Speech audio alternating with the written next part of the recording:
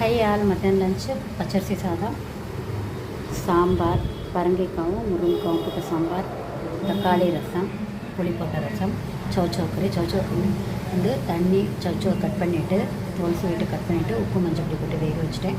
அப்புறம் கடுகு உளுத்தம்பருப்பு, கடலைப்பருப்பு, பெருங்காயம், காஞ்ச மிளகாய், தேங்காய் இதெல்லாம் போட்டு தாளித்து கொட்டிட்டு வேக வச்ச காயை போட்டுட்டு ஒன்றா வதக்கிட்டேன். கொத்தமல்லி கருவேப்பிலை போட்டுட்டு வந்து நெல்லிக்காய் அளவுக்கு புளியை ஊற வச்சுட்டேன். 4 கரண்டி வேக வச்சுட்டேன் துவரம் பருப்பை.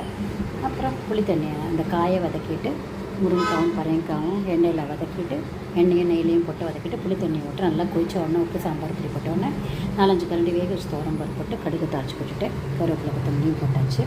கொஞ்சோண்டு புளியை ஊற வச்சுட்டு ஒரு தக்காளி போட்டு நல்லா கொதிக்க வச்சு உப்பு ரசப்பொடி போட்டு ஒரு கரண்டி வேக வச்சு துவரம் பருப்பு போட்டுட்டு கடுகு ஜீரகம் தாளித்து போட்டுட்டு கருவேப்பிலை கொத்தமல்லி போட்டு சிம்பிள் மெனு. இந்த மெத்தடில் பண்ணி பார்த்துட்டு கமெண்ட் பண்ணுங்கள், சப்ஸ்கிரைப் பண்ணுங்கள். தேங்க்யூ ஸோ மச் ஃபார் வாட்சிங்.